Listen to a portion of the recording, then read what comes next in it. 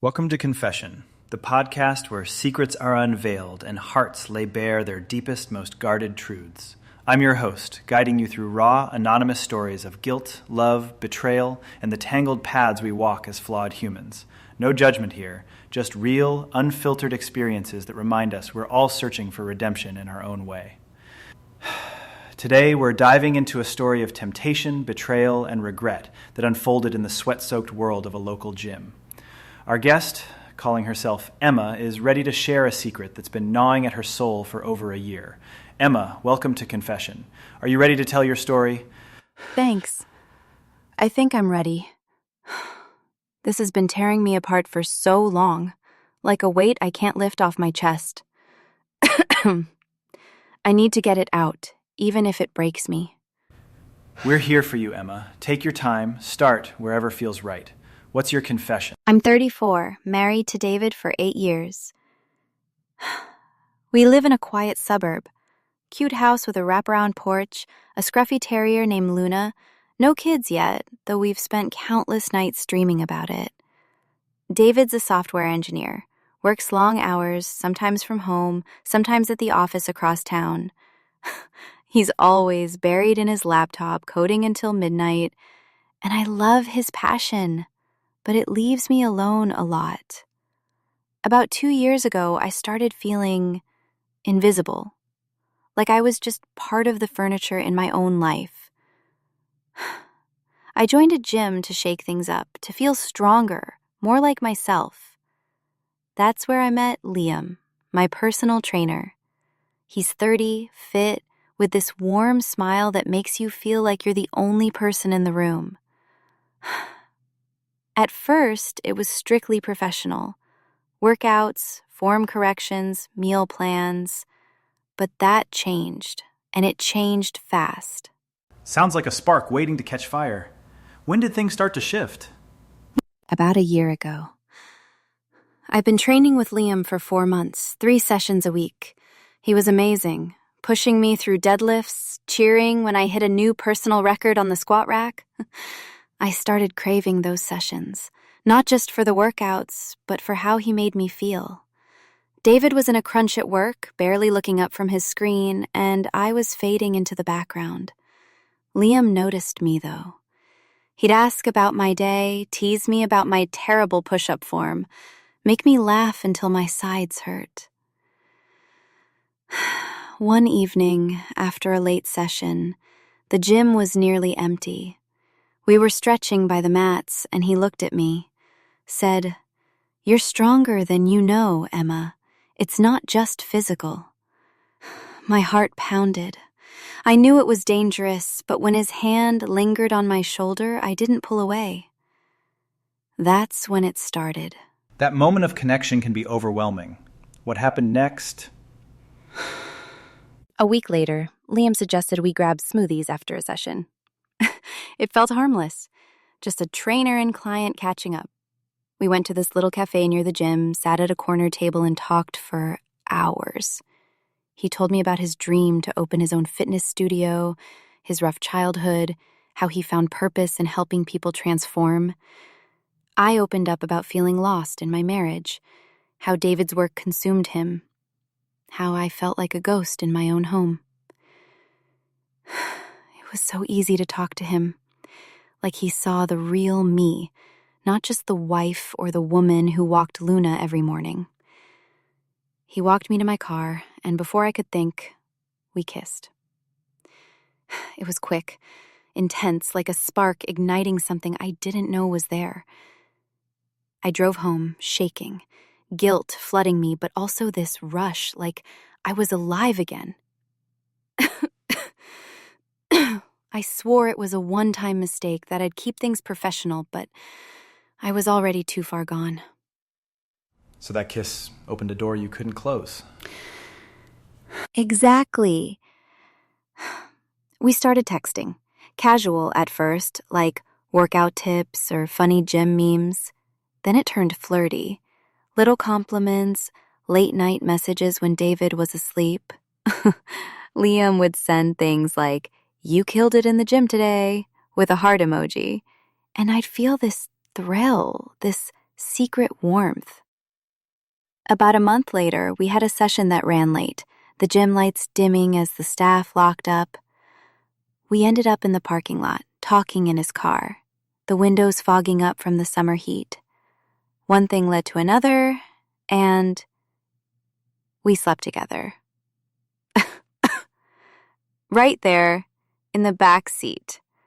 Like we were reckless kids sneaking around. I felt desired, powerful. But when I got home and saw David's shoes by the door, I nearly collapsed. I showered until the water ran cold, trying to scrub away the guilt, but it clung to me like damp gym clothes. That's a heavy line to cross. How did things spiral from there? It became a secret life, one I didn't recognize. For 9 months, we found ways to steal moments. Late gym sessions that stretched past closing, quick meetups in his car, even a few times at his apartment when David was on a work trip.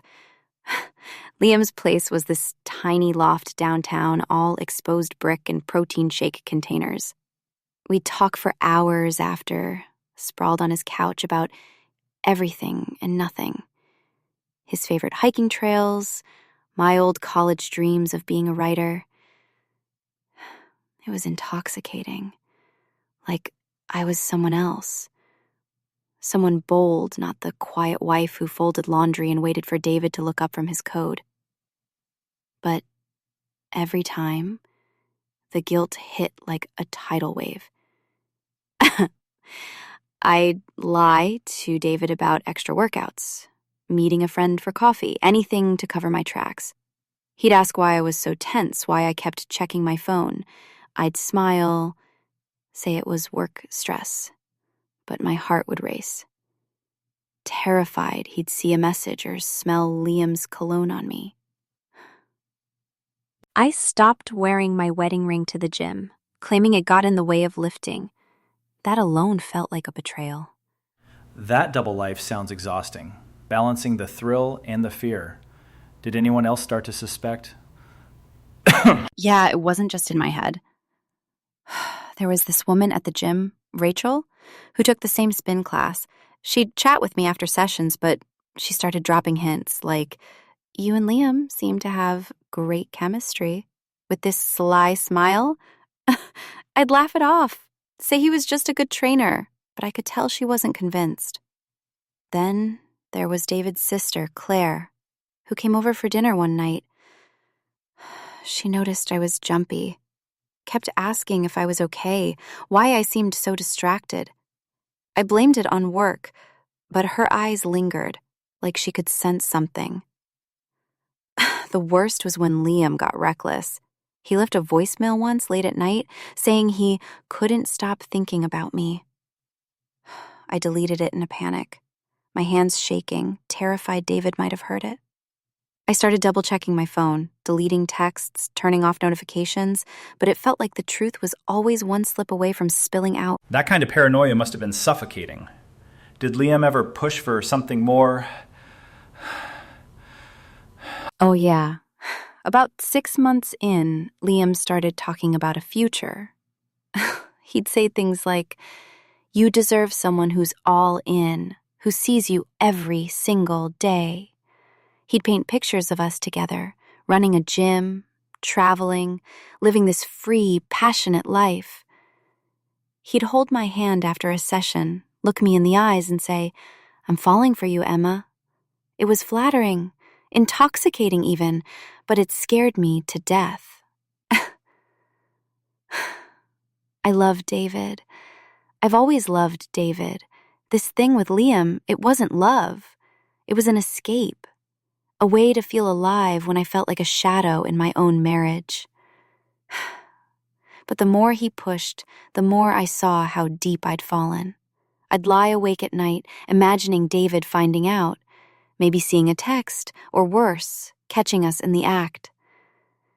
I'd picture his face, the hurt, the betrayal, and it felt like my heart was being ripped out. I started avoiding mirrors because I couldn't stand to look at myself. That's a brutal weight to carry.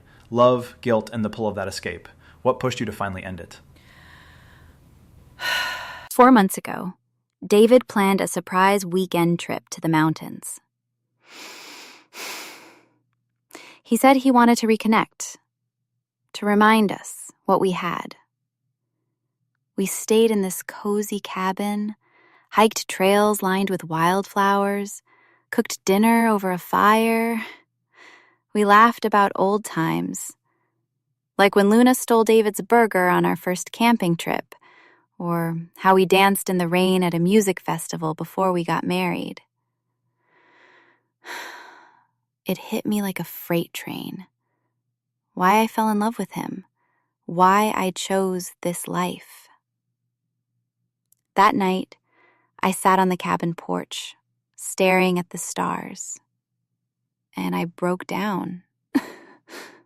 I saw everything I was risking. Our marriage, our dreams of a family, the home we'd built together. I realized I couldn't keep living this lie. When we got back, I told Liam it was over. He was devastated, begged me to stay, said he loved me, that we could make it work. He even showed up at my new gym once, trying to talk, but I shut it down. I quit training with him, switched gyms, blocked his number. Now, every time I drive past that old gym or see a guy in a trainer's polo, my heart skips a beat, like I'm back in that parking lot, making the worst mistake of my life. That's a powerful moment of clarity, Emma. And David, does he know any of this? No, that's the hardest part.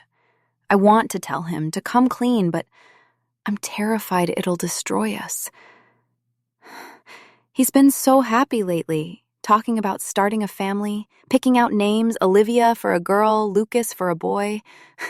He's even started buying little things, a tiny pair of baby socks he found online, left on the kitchen counter like a promise. How do I tell him I betrayed him? That I broke our vows?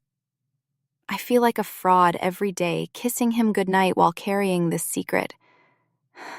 This affair showed me our marriage needs work, more time together, more honesty, more of us being present. I'm trying to be better, to show up for him, but the guilt is like a shadow I can't outrun. If anyone's listening, thinking about crossing that line, don't. The thrill, the rush, it's not worth the pain. It's not worth losing everything you've built. That's a raw, honest warning, Emma. Thank you for being so open. It takes incredible courage to face this truth. How do you feel now, having shared this? Lighter, but still broken. It's like I've let out a breath I've been holding for a year, but the weight's still there, pressing down. I don't know if I'll ever forgive myself. To David, if you ever hear this, I'm so sorry. I love you, and I'm trying to be the person you deserve, the person I used to be before I lost myself. That's a huge step, Emma. Owning your story is where healing begins. Listeners, Emma's story might stir something in you. What are your thoughts on the situation? Have you ever found yourself in a similar position? Please leave your comments below, and we'll see you next time for another story. Goodbye.